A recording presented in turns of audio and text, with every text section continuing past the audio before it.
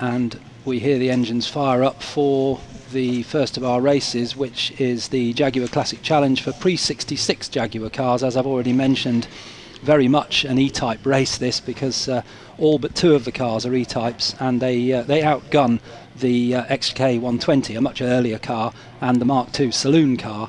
So those two cars, as would be expected, towards the back of the grid.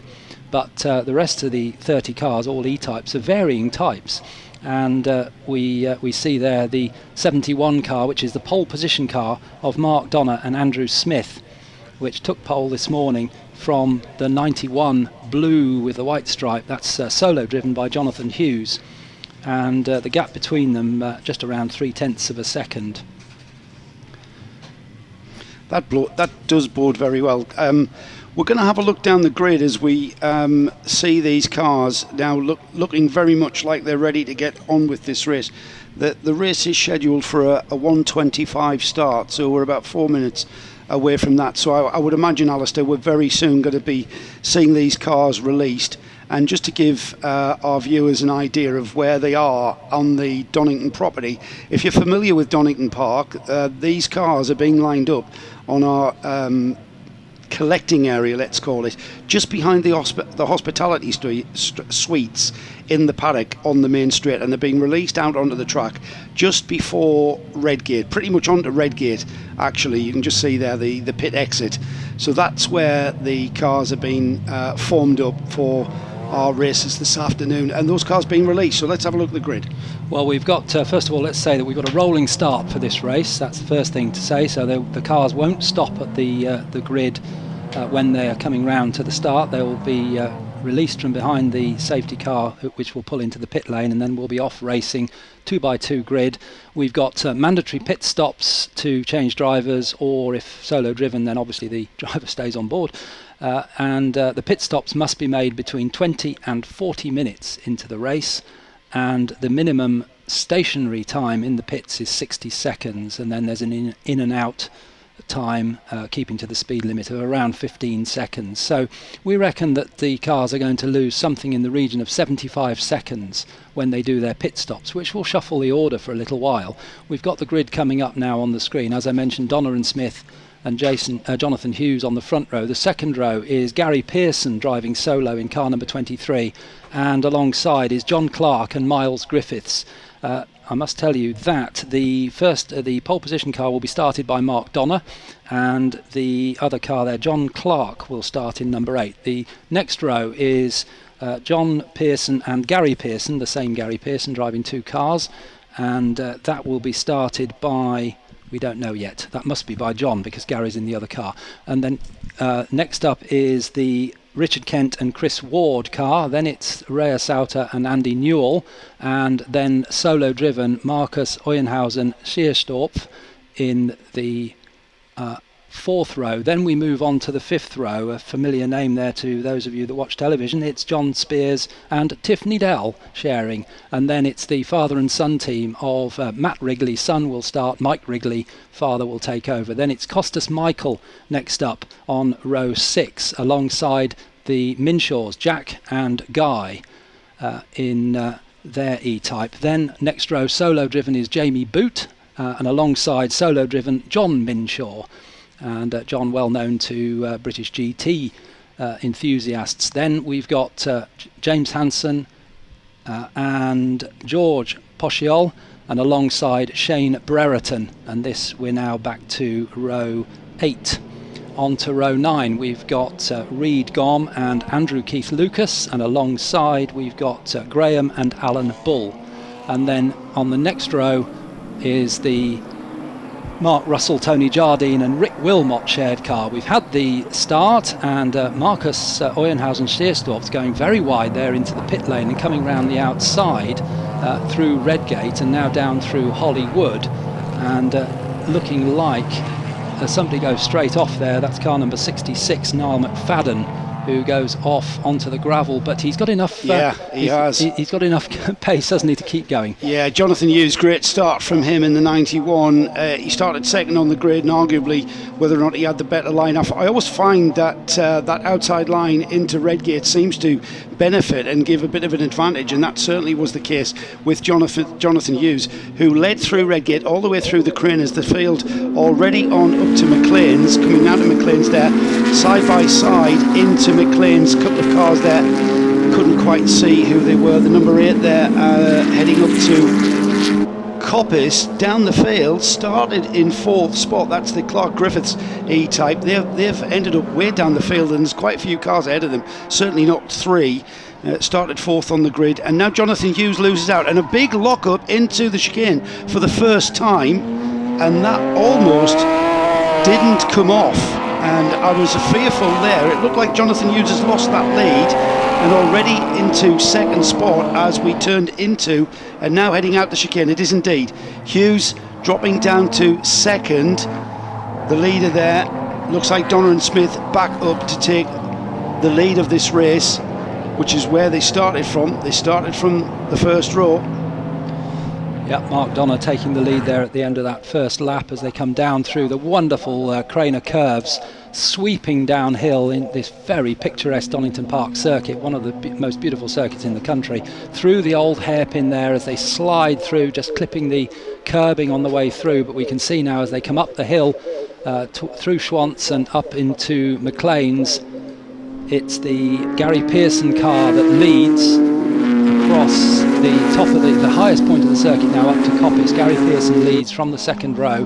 Had some problems in qualifying this morning. Jonathan Hughes in 2nd place, and in 3rd place looked like, was it still the turquoise car of Euenhausen-Seerstorff as they disappeared through Coppice. This uphill double apex right-hander as they crest the rise there. What a great shot that is as they come over the top. Great angle, and it was the Euenhausen-Seerstorff car that almost went smack T-boned Jonathan Hughes as they went into the chicane for the first time. That didn't come off, as we see a challenge for 2nd. Jonathan Hughes having to defend, and just look at the way those cars are handling into Redgate there. Heavy on the brakes there. The 91 in 2nd, the number 7.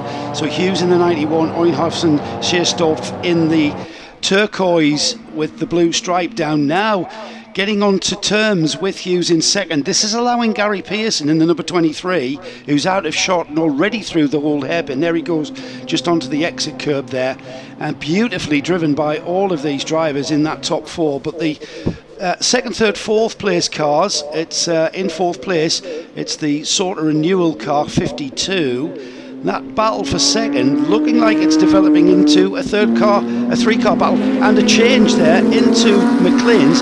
Never an easy one to make work, that move there into the, I think he went down the inside there, so into 2nd. Euenhausen-Seerstorff has gone into 2nd ahead of Hughes, and now we'll see if Hughes has in fact been holding him up.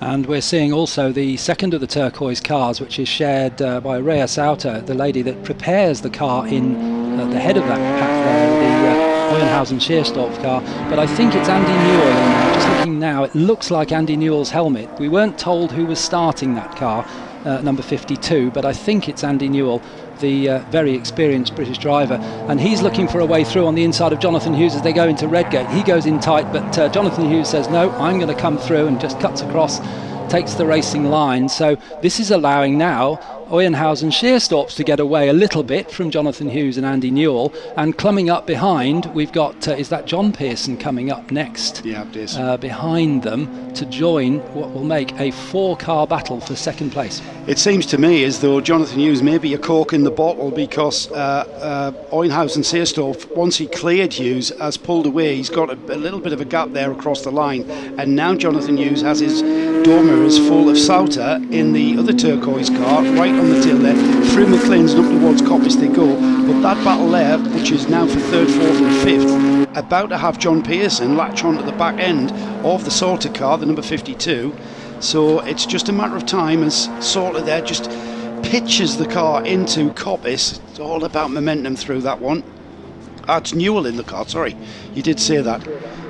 Yes, Newell's in the car, and challenging, very much challenging Hughes.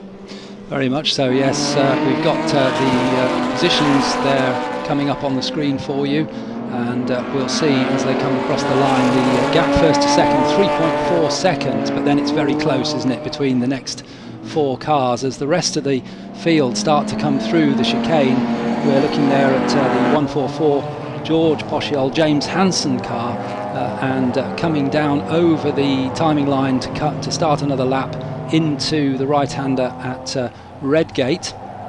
Another good, we said this in qualifying this morning, that the times exactly were so what we close. said. Yeah, battles all the way down through the field, and there's a 5-car one going out through Hollywood and down through the Craner curves.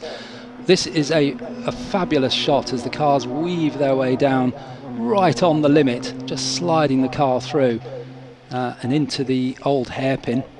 It's kind of the way that we're seeing these E-Type Jaguars being driven. It's kind of like just a pure balancing act on the throttle, the way that the driver's having to pitch the car into corners and allowing the cars to slide, and it's kind of just timing that slide. There's a car off at the chicane, just pulling off quite harmlessly. We'll just loop round, and we've got the only Mark II Jaguar in the field there, just coming through towards the rear of the grid, as you would expect.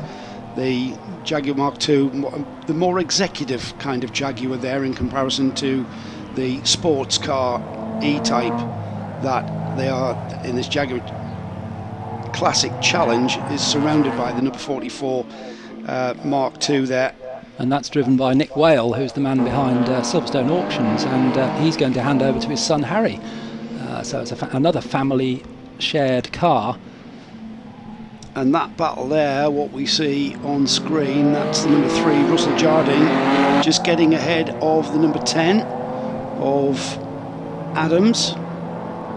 Number 10, Adams and Adams, that will be the Ben Adams and Peter Adams car. And now he's challenging the number 90, the 90 just ahead of him there. That's the young car, number 90. Just trying to find out who the drivers are. John and Jack Young. So that started by John Young. So we know that's John at the wheel of that car. So the number 3 challenging. Do we know who started the number 3? Is it Mark Russell? Mark Russell, and it's Tony Jardine in the car with him, is it? It is, yes. Yeah, he'll be taking over. Yeah. So that number 3 being driven very well indeed and challenging for a place there. They are down, by the way. I'm talking about that battle. That's 18th, 19th, and 20th. Grassy excursion for the number 10. And that car there, number 10, just bouncing over. That's the Adams car down in 20th. That will have lost sight of the number 3 ahead of it there, just pushing on, trying to stay on terms with the number 3. And we get an idea of where the cars are in the field there.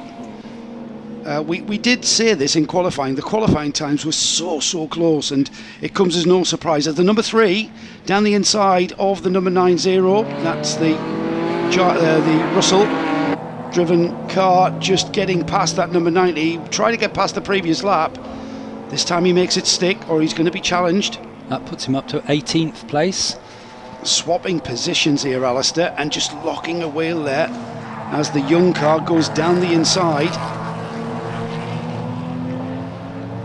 So that place changed at the entrance to the chicane and then changed again on the run down to Redgate. So a great battle going on for 18th and 19th places in this massive field of pre-66 Jaguars. But in the ascendance at the moment, the Jack Young, driven by John in the start of the race. So we're now back to the lead group, and a big moment there for 52, which is, I think, Andy Newell at the wheel. Newell, yeah. That's the only car we haven't confirmed the driver, but it certainly looks like his helmet. As they come down towards Redgate once again, this is 3 cars wide there, and still they are sliding around. I think he's getting frustrated. I think Newell's getting frustrated by, he still hasn't cleared Jonathan Hughes, remember, and that's a battle for third. So the final podium position there is what we're seeing there, and there was no doubt about it that Newell, he just touched.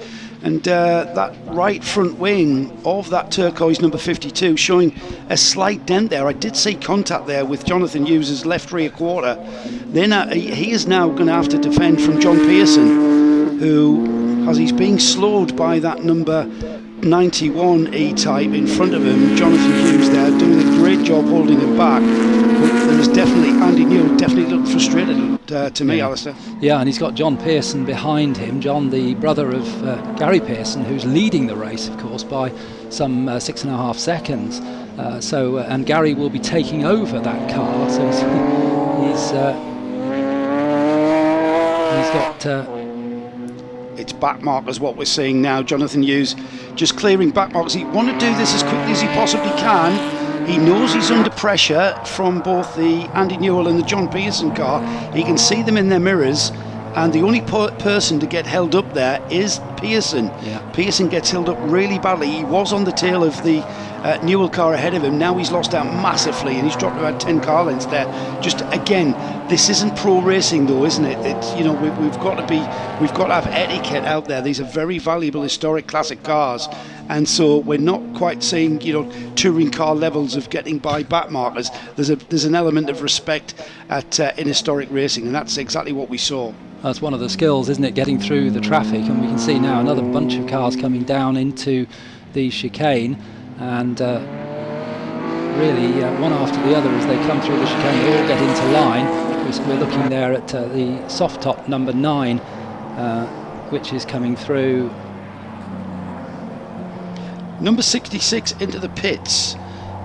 Information from Andrew Marriott down in the pits, and that was a problem with brakes. And also into the pits is the Jaguar XK120. We've only got one XK120, and that's with a gearbox.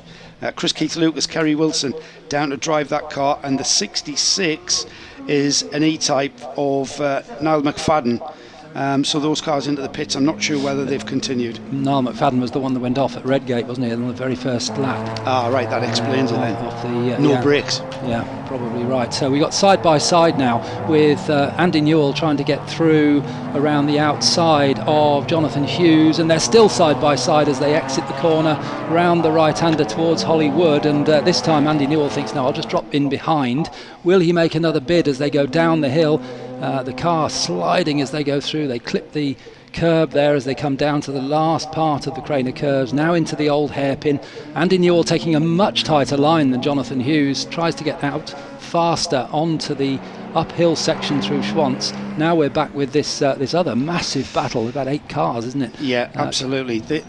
Certainly the Hughes and Newell battle, they didn't get the memo that this is a 60-minute race. They're obviously thinking it's a 10-lapper, and they're absolutely battling nose to tail. Beautiful driving from both of those drivers to not get in one another's way, which is very, very easy. The rest of the field streaming through, and a beautiful power slide.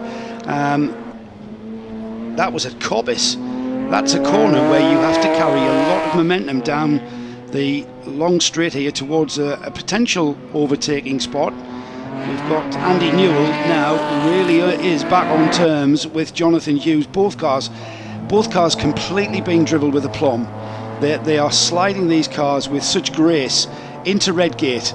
Will Newell have a look down the inside? He's full and ready. That turquoise car filling that right door mirror of Jonathan Hughes, but Jonathan Hughes on a much tighter line, and momentum certainly from the 52 there, but not enough to get alongside Jonathan Hughes, is it?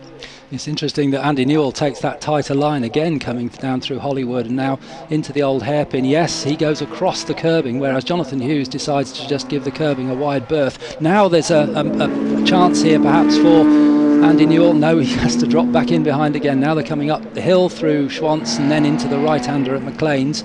Meantime, back at the chicane, we've got this midfield battle, which is still involved with 8 cars, and that's for around 17th place onwards. And there's the Mark II Jaguar of the Wales just in shot there, about to be lapped. That looks like the number 12, doesn't it? The red car there, number 12. He is down in 15th, so that's a battle for 15th, 16th, 17th, 18th. Number 10 is a recovery drive.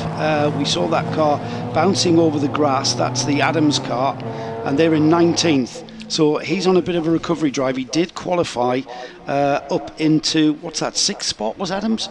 That number 10, did he qualify in 10th, in 6th spot? No, he didn't. But he did have a grassy exit. No, he qualified 29th. So he's come up the order in quite convincing style. And now he moves alongside the number 90. and that's the Young entry. So he's already cleared the Russell car, and we'll keep an eye on it. Now in his sights he's got the number 184, and that's the low drag coupe here of Reid Gorm and Andrew Keith Lucas. So we'll keep an eye on that battle for sure. So that's, as you say, that's Ben Adams, who started the Adams shared car, the Adams family as they're known. Yes, I was about to say that and stop myself. Yeah, sorry. That number 10 car with the blue stripes just getting through, that's another place made, passing 184, the Gorm and Keith Lucas car, so that's up to 16th place for number 10 now.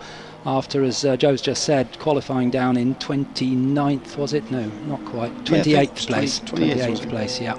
Here's the battle again between Jonathan Hughes and Andy Newell. Newell pouncing over the curbs there, aggressive, going through, and Jonathan Hughes coming to cross the line again. They haven't been dropped that much, have they, by the second placed Euenhausen Sheerstopf. The gap actually is 2 seconds between second and third, and it was 2.5 seconds a couple of laps ago. So these two, despite the fact they're battling with each other, are actually slowly catching up the Euenhausen Sheerstopf car in second place. And we saw the car behind them, which was the John Pearson. Was it John Pearson?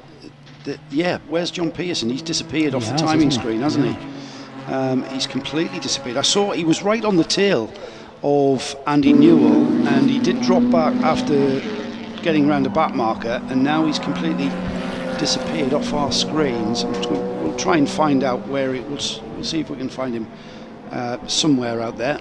That number 10 has cleared off from pretty much everybody. He's gotten round the Bull number 12 as the number 3 down the inside there. The Russell gets down the inside of the number 90, the Young family, and he is now chasing after. We'll see if the Young can keep on the tail of that number 3, and he has got the 23, the number 23 there. Is that a back marker? No, that's the leader. That's the leader coming round to lap everybody. Yeah. That's Gary Pearson, our race leader. Shows what his pace is like, Alistair. He's already lapping in the midfield. Well, when you watch him going through this midfield battle, admittedly the drivers are being warned of his coming through by blue flags, but it's a hot knife through butter when Gary Pearson's involved. He just seems to effortlessly work his way through traffic. One of the strengths that you need in this sort of racing. There are so many cars on track. You're constantly lapping people if you're a faster car, or constantly watching your mirrors to make sure that you're keeping out of the way if you're one of the slower cars. He's lapped the 16th place car of the Bulls in the number 12, and he will continue. So that's in 16th place, and contact there between the Gorm and Keith Lucas, number 184. He's had a coming together with the number 3, which is the Russell Jardine car, and now we've got the 184 beached in the gravel trap at what I thought that was Coppice. Yes, I think that's Coppice. It's Coppice on the plains, but they're coming down to the chicane, so it's probably Coppice, because they're not. Is it on the outside of Coppice? Yeah, I think so. That looked to me, I'm sorry to say, that there was a little bit of a coming together there, because the front of the number 3 Mark Russell yellow E-Type with the black roof that you can see there, the front left wing is damaged, and I think there was a bit of contact as the second place car, that of Euenhausen Sheerstopf, now making his way through this battle, lapping them, chasing after leader Gary Pearson. Very tricky job, because that number 3 and the 90, which he's gotten round, they're having their own battle, remember, and he would have been witness to that coming together with the 184 that's now in the gravel. And as you're coming up to lap these cars, you're very conscious that you do not want to get involved in anything that happens for that battle down the field. But the number 7 looks like they're making short work of that. The gap between the leaders, we've already seen Gary Pearson lap these cars in the midfield. 8.6 seconds last time by between first and second. So Gary Pearson very much in charge of this. And it looked like that 184 E-Type was on the outside of Coppice, just being hitched up to a snatch tractor now. And so yellow flags, local yellow flags being shown at Coppice. No need for a safety car to retrieve that car, it looks like. Is Andy Newell going to be able to make his way past Jonathan Hughes? No, not quite. As close as they came down the long straight into the chicane, but wasn't able to outbrake Jonathan Hughes. But now they're in traffic. This might give the opportunity to Andy Newell, or at the moment, to be fair, Jonathan Hughes seems to be making the best of the traffic. He's pulled a little bit away from Andy Newell as they go through Redgate now onto Hollywood, and down the hill they'll go once again through the Craner Curve. So it's Jonathan Hughes there sliding through the right-hander, then into the left-hander. He's catching up one of the low drag E-types, the special bodied cars that were built in period to try and make the cars go through the air a little bit more quickly. We've got a safety car, Alistair. Safety car has been deployed. Not surprised. Yeah, neither am I. I was kind of being optimistic there when I saw that number 184, the E-type there, being retrieved from the gravel trap at Coppice. So the pit stop window open? It is. Now, I was just about to say we're coming up to the pit stop window as you said that, because it's actually 1.5 minutes nearly into it now. So this is the first time they've been round when it's been open. So they're taking advantage of that. This is going to be a massive advantage to those drivers that can get in the pits and do their stop whilst the safety car is out. And this is where we'll see a difference in tactic. We've got people out there who will use this safety car to take their mandatory pit stop. And of course it's logical. If you've got to be static in the pits and take a mandatory set time to do your pit stop whilst everyone is trailing round behind the safety car, you're going to lose less track time, so to speak, in comparison to being in the pits when everybody's going around at racing speed. So it's logical. However, there will be teams out there, teams of drivers I mean, that will be very gentlemanly about this, practically quite obviously to their detriment. If they've chosen to do this race 50-50 seat time, we're still 7.5 minutes away from half distance. So some of the teams will not pit until that 7.5 minutes is up. Certainly the cars with only one driver will choose now to come in the pits. And I think we've seen the two leaders come onto pit road already, Gary Pearson and Oynhausen Seerstoff into the pits. That's the 23 and the number 7.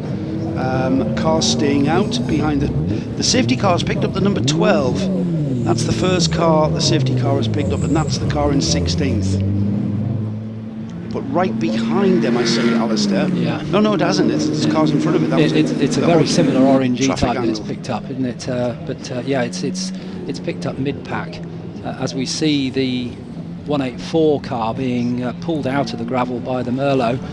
That's Reed Gom started that car. We'll hand over to Andrew Keith Lucas, and hopefully if they can get that car back on track they can continue in the race. Now we're looking at the pit lane, and car number 5 just being released by the team to follow out car number 71. 5 is Matt Wrigley started, handed over to Dad Mike now, and the other cars you can see they're being released by the teams as they've done their mandatory 1 minute stationary stop, and plenty of time to do their pit stops. 15 minutes of the window remaining, but of course now is the time to get it done from the tactical point of view. We're looking there at car number 82, that's Brian Ellery handing over to Ryan Hooker in their E-type. Here we got the safety car now coming round past the pit exit, still with missed the number again. 26. 26 is pulled off. That's the John Spears Tiffany Dell entry. And that looks like, is that Tiff in there? The orange helmet, can't quite see. He's got the light blue overalls, which Tiff normally wears. That's stopped up at the top of the circuit, isn't it? We've got Andrew Marriott in the pits. Welcome Andrew Marriott to the broadcast for the first time this afternoon. Yeah, Joe, you're absolutely right about Tiffany Dell. Tiffany Dell just climbed into the car and has gone out on track. I just caught his eye, he gave me the thumbs up, so... So I think probably, Joe, a few technical difficulties, but Tiffany Dell is definitely in the car, and hopefully you can hear me up there. And it's all action, of course, so lots of pit stops, all very efficient. So we'll see what happens. 17 cars just come in alongside me, so a long way to go in this race, yes. But great to see former Top Gear star and former Formula One Formula One driver for a while, Tiffany Dell, out on the circuit in the lead time.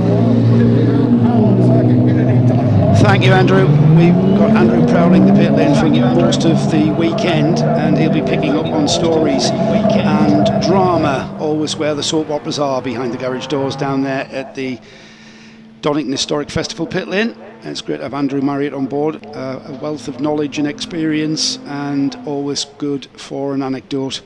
Safety car still out, Alistair, gives us a bit of a chance to breathe. We saw from qualifying this morning that we were expecting a very tight race throughout this field, and it's certainly what we're seeing here. We've got the lead battle that's kind of come back to us. It was out to nearly 9 seconds. Of course, with the safety car closing things up, we're going to see the battle at the front between what was Gary Pearson in the 23 and Oinhausen-Seerstorff in the number 7. They're currently 3rd and 6th. That will sort itself out if I'm just looking to see who hasn't pitted yet, and the only car that, according to my timing screen, owes us a pit stop is the Minshaw car, but that looks like it may have gone into the pits now.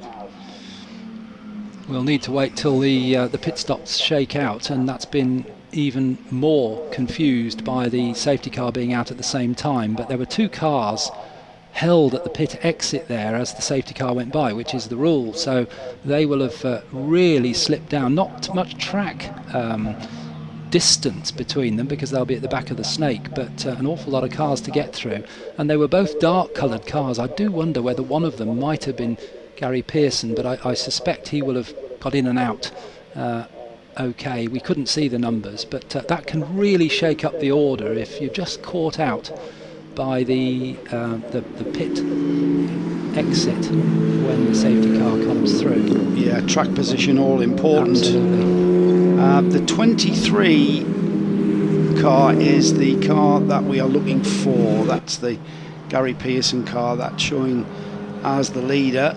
Now he's behind the safety car, but with a trail of cars. There he is, just coming up the brow of Coppice. He's got what looks like a couple of cars between him on the road.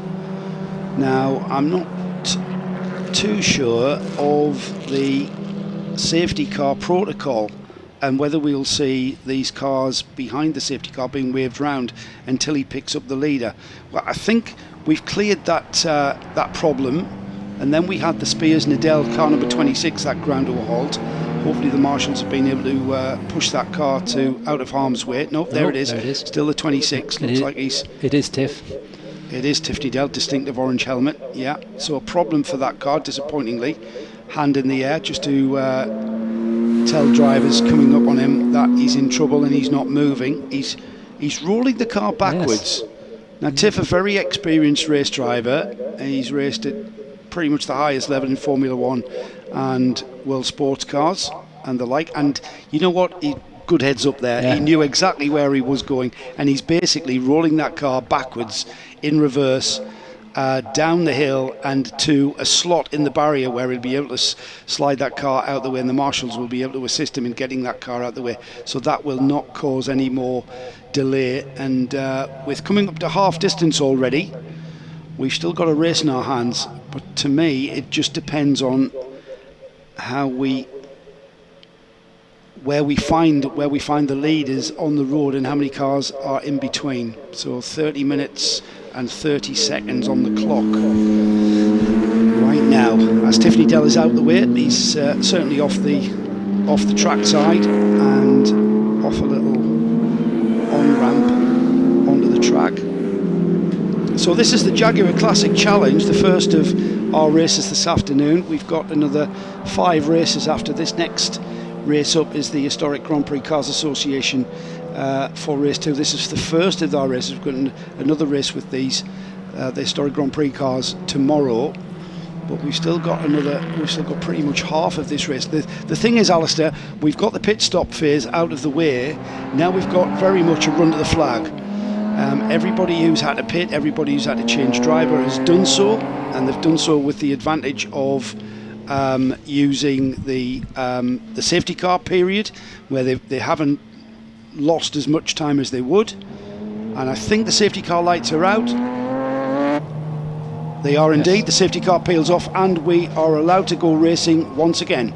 The 23 car has been picked up. The back markers that were behind him now, there's 2 lap cars between the first and second place cars, and the second place cars of Hohenhausen-Seersdorf gets by the back markers and gets onto the relative tail of the leading Gary Pearson car, but there's still quite a gap there. Those back markers did play out to the advantage of Gary Pearson, and he's able to, in fairness, the gap was only just under 3 seconds at the line. It was 9 seconds before the safety car, so he's got it all to do again, hasn't he?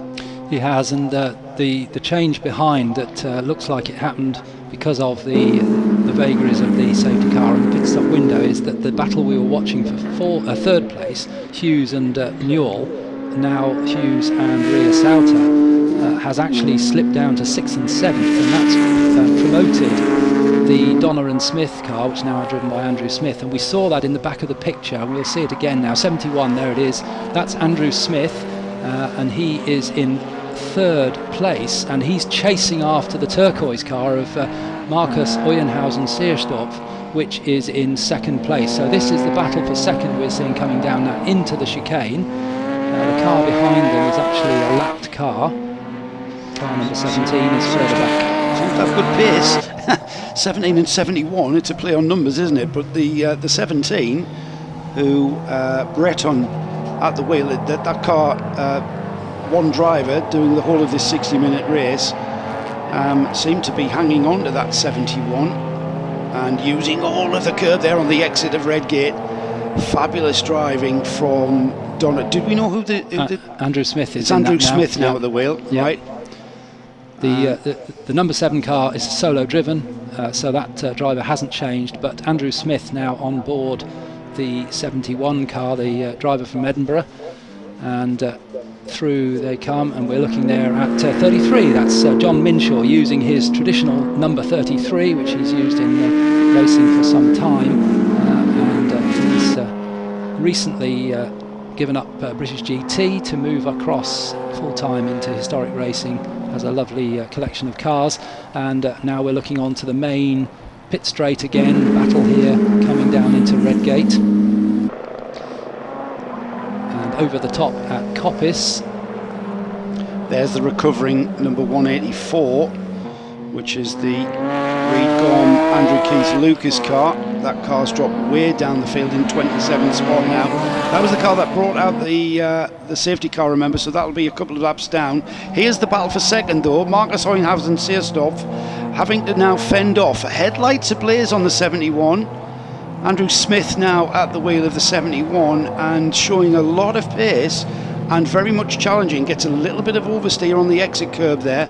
So that exit curb a little bit more slippery, less traction than the track surface, using all of the curb through the craners there. Down the downhill entrance to the old hairpin. They've got a back marker ahead of them, and the number 7 of Markus Hohenhausen-Seersdorf holding off the 71, but the 71, Alistair, looking very racy indeed, and it's all about using these back markers to your advantage rather than your disadvantage. Indeed, yes, they're just coming up to lap Jamie Boot, and looks like they might be able to do that on the run up. Yes, in fact they both get through on the run up to Coppice. Jamie keeps well out of the way, another experienced driver of historic cars, and through goes Andrew Smith. Takes a tighter line. We can't really see from this angle whether he's alongside. It looked like he was, didn't it? But he's got the inside for the run down to the chicane, but Hohenhausen-Seersdorf has got the measure of Andrew Smith, and he just moves his car to the centre of the track just to block that line through, and out they come from the chicane over the timing line once again, with just over 25 minutes remaining in the race, down into Redgate. Hohenhausen still ahead. and they are being raced not just on the limit of adhesion when it comes to traction and cornering, but on the limit of grip under braking there for the chicane. They're already through Redgate into Hollywood now, and these cars nose to tail. Oh, that's 71 getting really out of line there, and a beautiful oversteer. It's almost like that car went out of control. And it's the old adage that Mario Andretti's famous for: if the car feels in control, you're not going fast enough. Into the pits has gone the number 10. This is a mandatory pit stop that they didn't do earlier. I was going to say earlier when you said everybody's done their stops, and you mentioned Ben Adams hadn't. In fact, he hadn't, and he's only just done it. So handing over to Peter Adams for the last part of the race.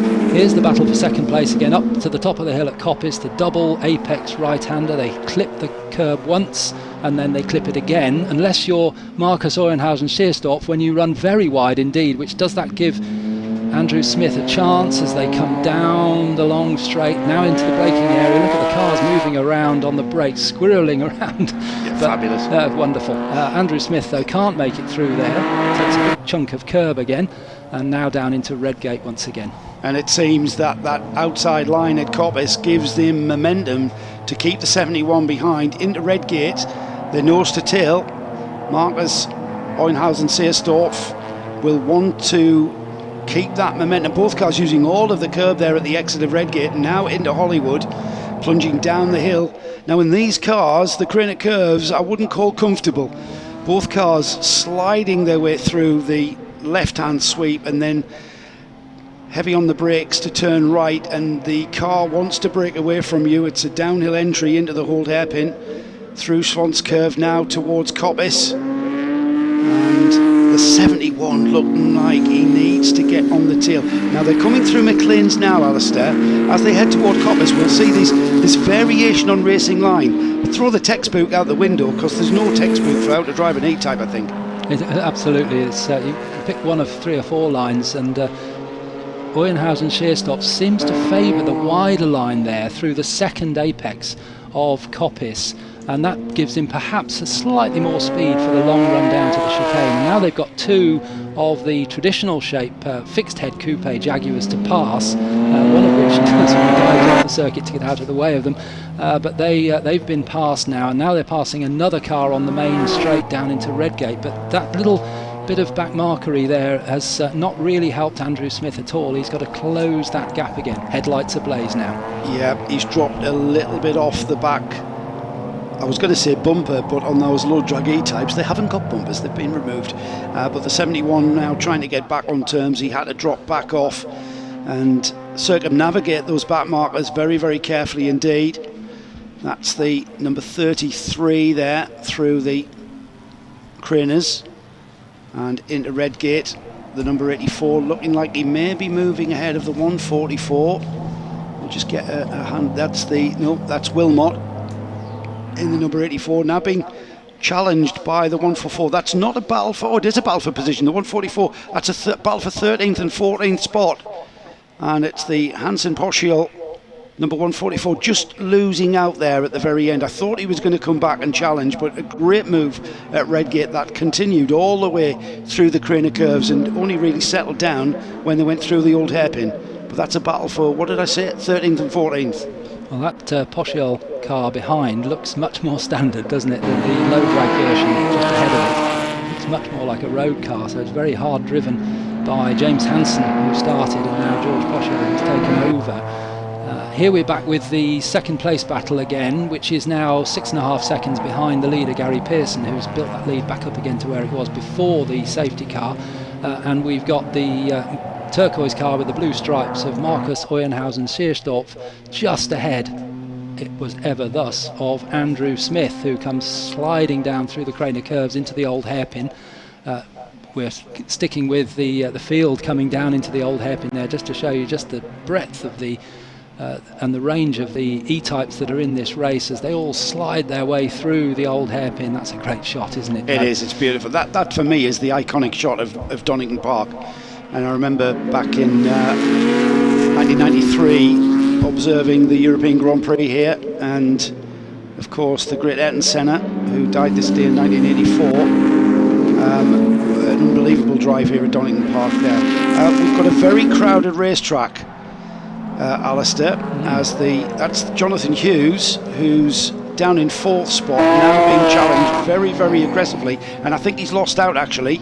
So that's a change of place there for 4th, as the number 88 of Kenton Ward gets ahead and into 4th spot. That'll be a change across the line. We've had a change for 2nd. Marcus Oinhauser-Seerstorff has lost. We followed that battle. That's typical, isn't it? We look away for one moment at the Hughes and the Hughes battle, and we've had a change for 2nd. The 71 of Andrew Smith has now gotten ahead of the number 7 and is into 2nd place. Interesting thing is whether or not that number 71 can now start reducing that gap to Gary Pearson. I'm not sure he can. And we caught a quick glimpse there of Shane Brereton, number 17, on camera shot. He's catching this battle as well. There he is, into the old hairpin behind, as we see another car that's unfortunately stopped, and that's car number 5, which is that's driven by Mike Wrigley now, Father Mike taken over from son Matt. Here comes this wonderful, what a slide through there, great shot there of the 4th place car. That's Chris Ward driving that now, taking over that car. Chris Ward, hugely experienced in historic racing, particularly in Jaguars, and he comes through to take that position just a lap or so ago. Jonathan Hughes in the 91 chasing him down. Now Jonathan has done a great job. He's clearly not got the pace of the cars that have overtaken him, but he's had a great job of holding them up. And Jonathan, from a beautiful part of the world up in Yorkshire, in Stokesley, just south of Middlesbrough, not far from where I am, so he can understand what I'm actually saying in this commentary. As the 2nd place battle continues, and if anything, Alistair, the number 71 of Andrew Smith has indeed pulled away. I think we've got Andrew in the pits with something. Let's head straight down to the pits for Andrew. Yeah, I've got the latest of the Minshaw dynasty here, Jack Minshaw. Jack, enjoying racing with your dad? I'm actually racing with my uncle today. We're racing against my dad. Yeah. Those Minshaws. No, it's all right. I go back to Alan Minshaw. It's the first time we're racing against Dad today. So so far so good. But we've got 18 minutes left, and I think we're about 16 seconds ahead. It's going to be a tight finish. Yeah. What do you think about this format with all these E-types? Oh, it's fantastic. Just have so many E-types on the track at once. It's great. I mean, they've got 3 sliding around the corner all together. It's brilliant fun. And of course, big footsteps to follow in with your uncle, because he's so quick. Yes, exactly that. We're all just trying to keep our foot down and see where we end up at the end. Okay, thanks very much. No problem.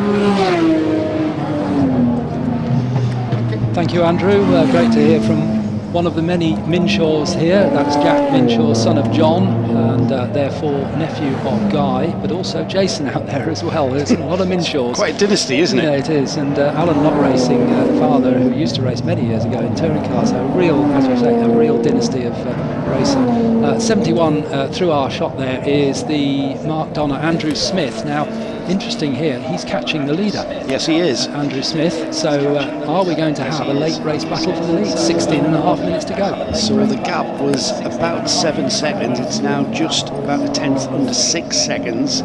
He is lapping, but you've got to ask yourself, with 16 minutes to go, is Gary Pearson the sort of driver that would be at this point of the race just pacing himself? He's built up a lead. He's doing what... We'll keep an eye on the timing screen. We'll be able to find out from lap times whether or not that is the case, and whether or not Gary Pearson can lift that pace if he starts being challenged by Andrew Smith and the number 71, who's just coming through the chicane now, using the track and more, and very, very tidy line through the chicane, heading down to Redgate now, and the gap between the 2nd place 71 and the number 7, the Marcus Oinhauser-Seerstorff car, has opened up massively, so he was definitely being held up there. Gap down to 6.2, was 6.9, so he's taken a big chunk of time out of there, 7/10 of a second, and if he continues doing that, I'm not sure if he's got enough time there. 15 minutes to go. And although they don't have pit-to-car radios, of course, in these cars, they do have the old-fashioned pit boards, and Gary Pearson will be being told by his team exactly what the gap is back to Andrew Smith, and he will react. The other car to watch is, unsurprisingly, those that know Chris Ward's speed.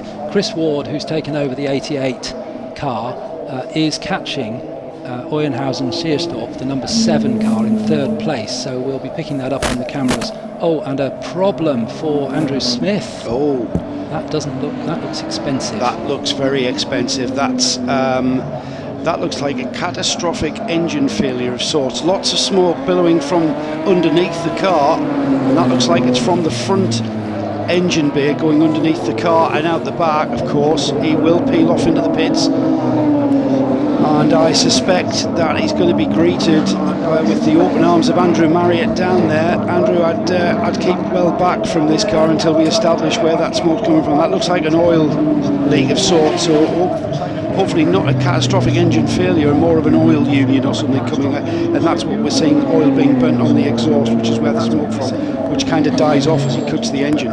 Let's head down to the pits. I think we've got Andrew down there on site, so to speak. Yes, I am, Joe, and I think you're probably right. I'm not sure. I'm going to get round the car and see if we can see what's happened.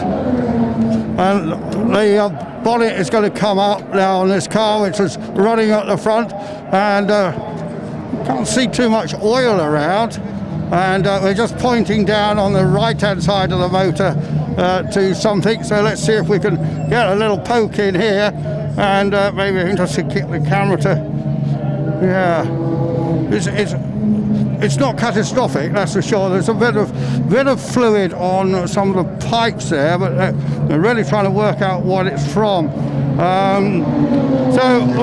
think it's the end of the race, but at least there isn't a rod through the side or anything like that. The team are still looking underneath the car, still a bit of wisp of smoke here, but what a disappointment for the number 71 car. Andrew Smith's doing such a good job, and he's going to climb out the car now, and hopefully we can grab a word with him. And it's a bit of an extraction job there, the Scottish driver, and there he is, obviously disappointed with his rather unusual crash helmet. He just looks into the engine bay, see if he can see anything, and there's sort of a resignation about the body language here, isn't it, from Andrew Smith. Let's see if we can get a word with him, because he hasn't got a full face. Andrew, what did you feel there? What do you think's happened? Sorry? I'm not sure. I mean, it was all was fine, and then just started to get some white smoke coming out the back of the car, and just came straight in, so I'm not sure. It's definitely something oil related, but it's a shame because we were... Oh, you're having a fabulous run, weren't you? I think we were catching the car in front, so... Yeah, well, that was that young Mr. Gary Pearson in front, I think. Yeah, well, it's our teammate, so hopefully he continues on and wins the race.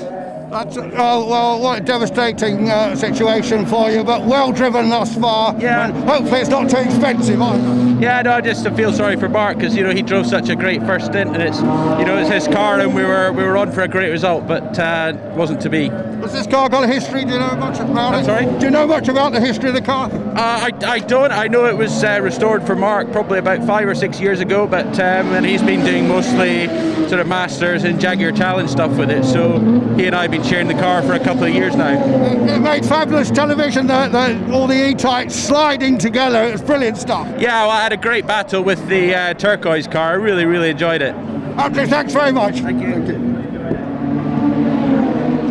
Thank you, Andrew. Always great to get a bit of insight from the driver's perspective, and it really is a shame. He was having an absolute storming drive there, and we fully suspected, we were perceiving that his lap times would have him on the tail, and we find out there that they're from the same stable. So whether or not team orders would have come in, I don't think so at this level. Do you, Alistair? Well, Gary's the boss, so... Well, yeah, there is that. Yeah. We're looking now at the leader, Gary Pearson. We haven't seen that much of him. He's been absolutely dominant from the get-go, really. He was third on the grid, but took the lead very early on in the first lap. So he comes through and makes his way across the timing line, just lapping another car there. Meantime, behind we've got still got the Euenhausen Scheerstorff car in second, and the Chris Ward car in third, and we'll probably be picking those up shortly because they are getting closer together. But for the moment, we're looking at the wonderful style of Gary Pearson, who has a huge amount of experience in Jaguars particularly. Goes right back to his father John and his brother John, who was racing in this race but unfortunately retired early on. But the Pearson family absolutely welded to Jaguar history. But Gary's also driven some other wonderful, including Group C cars, which Joe will have seen. Remember that, historic Group C's. Here he comes through, just going to pass one of the low drag cars. That's the 84 car of Rick Wilmot, and the Mark II, the only saloon car in the race, shared by Nick Whale and son Harry Whale. Harry will be at the wheel now, taking over for the second stint. But Gary Pearson making his way down the straight towards the chicane. You can kind of see how Gary Pearson, or why Gary Pearson is leading this race in such a commanding way. That car is set up in such a way that there's very little time lost with going sideways. We've seen cars being driven, and it looks fantastic, and it's beautiful to watch. But all the time the cars are going sideways, they're not going forward. Is the concept. And Gary Pearson is driving that car very, very tidily indeed. Is that a change for position? I don't think it is. The 88 moving ahead of the number 3. The number 3 down in 15th. The 88 of Chris Ward is catching the second place Marcus Oenhausen-Seerstorff car ahead of him. What was the gap there? 3.2. Well, it was 6.5. Yes, he's halved that in just a couple of laps. He has, exactly, yes. Now, with 8.5 minutes remaining at this pace, Marcus Oenhausen-Seerstorff needs to become aware that that gap is coming down at such a rate.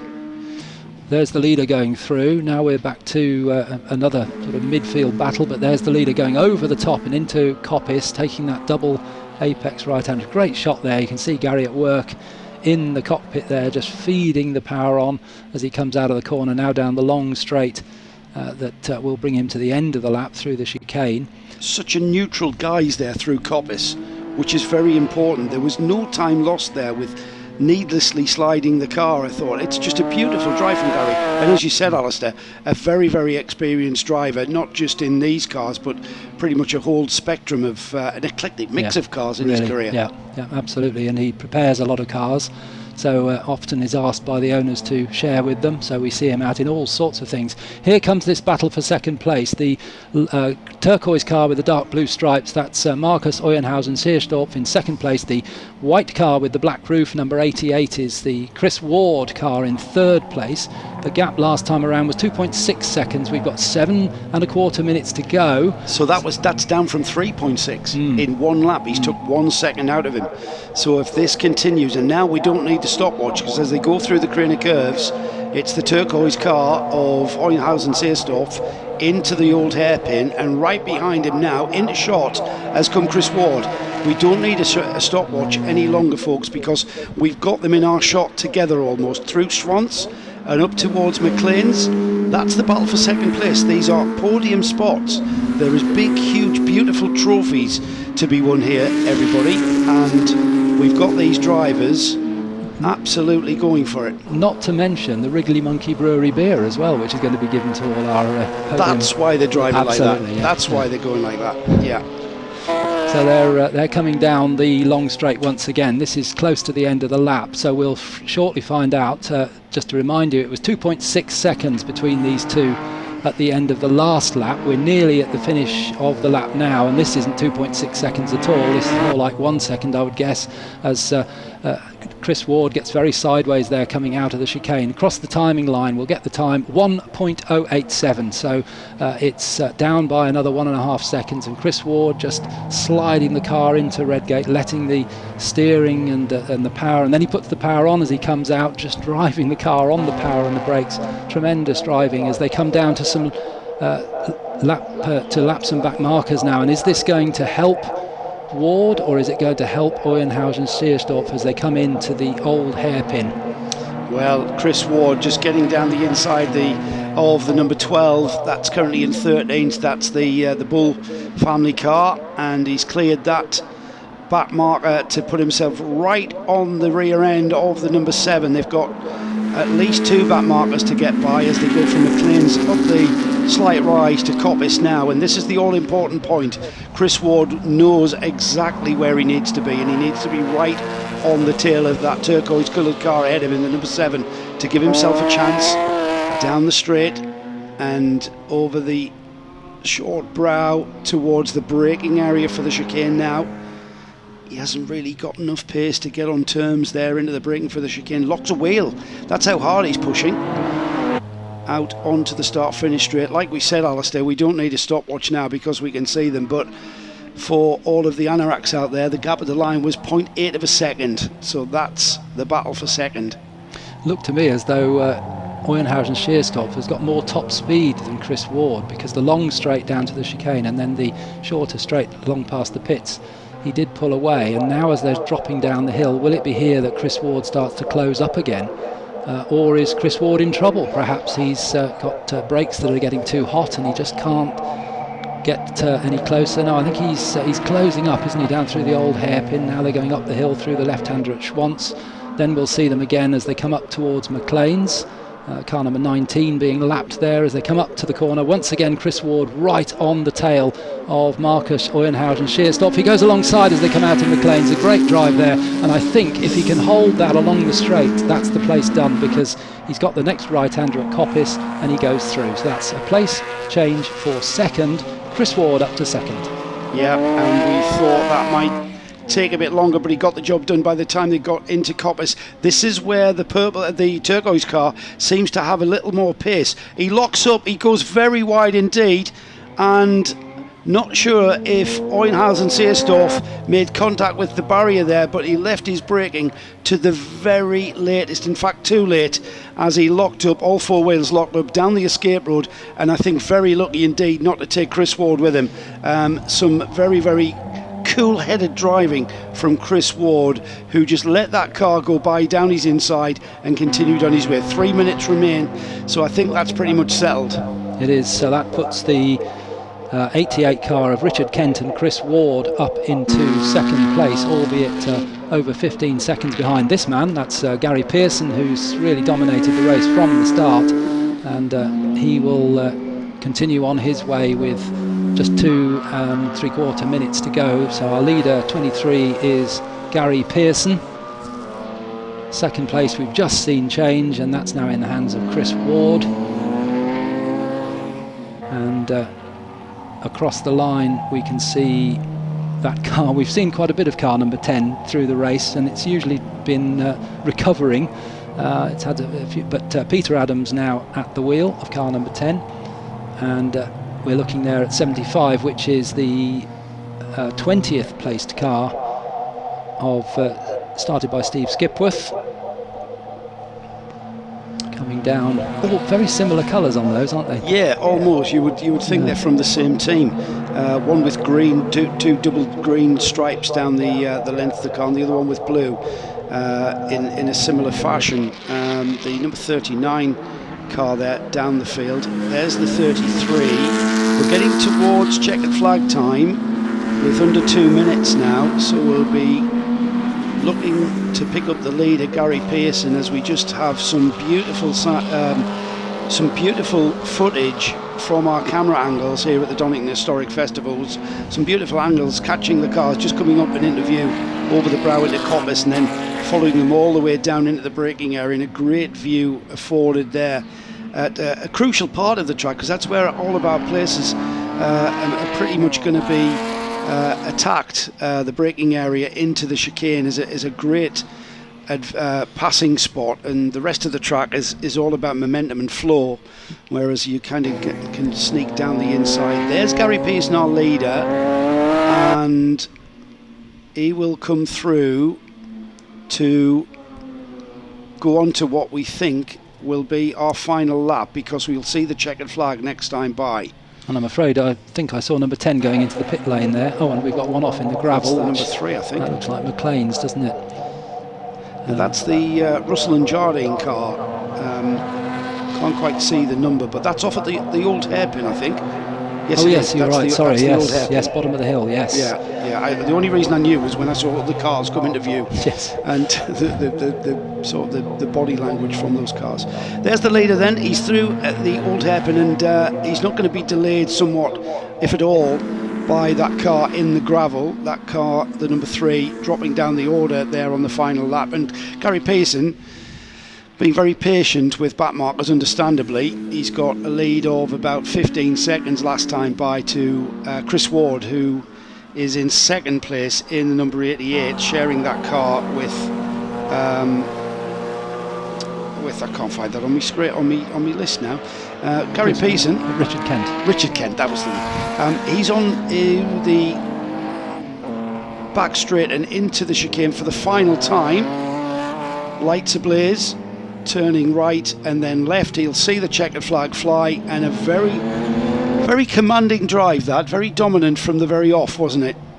He started from the second row of the grid, but very quickly had the pace to get ahead of the Jonathan Hughes car that's kind of stole the lead at the first turn, and a very, very dominant win for the Jaguar Classic Challenge, our first race in the bag then for the 2021 Donington Historic Festival. We'll have a bit of a rundown of who finished where in a moment, but that for me, Alistair, was great to watch, not for many reasons. The racing was fantastic. We expected that from the way how close they were in qualifying, but I just love the way that these E-Type Jags, 60th anniversary year, what a field. How many cars did we have out there? 32. 32, yeah. 32 cars, and only 2 of them weren't E-Types. So that's, again, a round of applause to our organisers at Motor Racing Legends to put that grid of E-Types together. And the racing's not finished. There's only down to 6th place, as Chris Ward and Richard Kent will finish second. And the Marcus Oilhausen Seerstorff number 7, that has never been out the top 3 pretty much for the whole of that race. And the fact that he finished in 3rd place means that he didn't make contact with the barriers and managed to get it back on the track again after that wild good point moment. there. Yeah, good point there. He did go. The last time we saw him, he was in a cloud of smoke on the escape road, wasn't he? Yeah. So Gary Pearson brings the E-Type round, and a very slippery shape in its normal standard road car form, but being refined somewhat for the racetrack, as the field then will peel in. And we're going to have an opportunity to talk to our winning drivers, I believe. We'll see what we're like for time and hopefully get the first 3. Andrew Marriott is there, going to be waiting for them in Parc Fermé. Our next race will be for our Historic Grand Prix Car Association. It's the a field of cars, huge amount of cars out for that one. I'll bring you more information of that. But on reflection, a great start to the Donington Historic Festival with some fabulous driving. We've had a great grid of E-Types, as I say, and as those cars peel off, we'll have a bit of a rundown. Gary Pearson finished first. He had a gap of 11 seconds to Richard Kent and Chris Ward in second. Then we had the Marcus Oilhausen Seerstorff car in 3rd place. Jonathan Hughes, a fine drive to 4th, I thought, in the 91.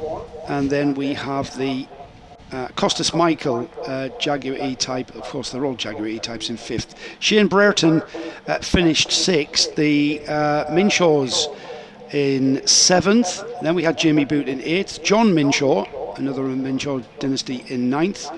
Rounding off the top 10 was Sauter and Newell.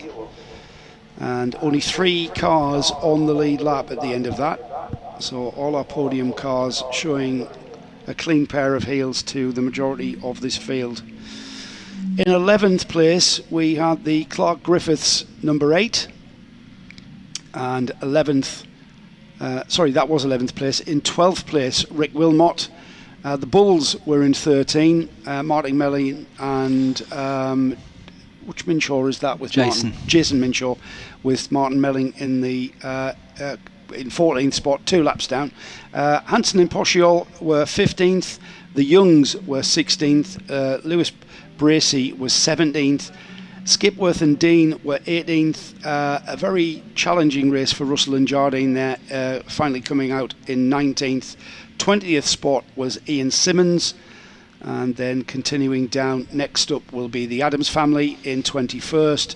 The Wheels were in 22nd. Gom and Keith Lucas were 23rd. Ellery and Hooker, I should say, was 24th. Mark Gordon was in 25th. Then we had the Donner and Smith, 11 laps off in 26th. The Wrigleys were 15 laps down in 27th. Midgley and Hayden in their E-Type were 18 laps down in 28th. The Spears Niddell troubled, didn't finish, 27 laps down, of course, and we saw that car pull off.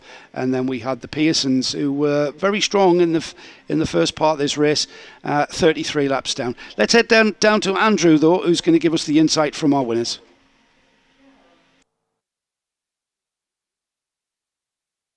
As easy as it looks from us out here. No, it never is. No, it was an enjoyable race. It was the safety car sort of closed. I could see Marcus was right there again after the safety car. So I had to sort of push again for the next sort of 10 laps, push really hard actually. There's very little chance to rest until I'd built up sort of like a 6-second cushion again. And then I could manage the gap, and then the gap seemed to drift away. Then it started to ease up.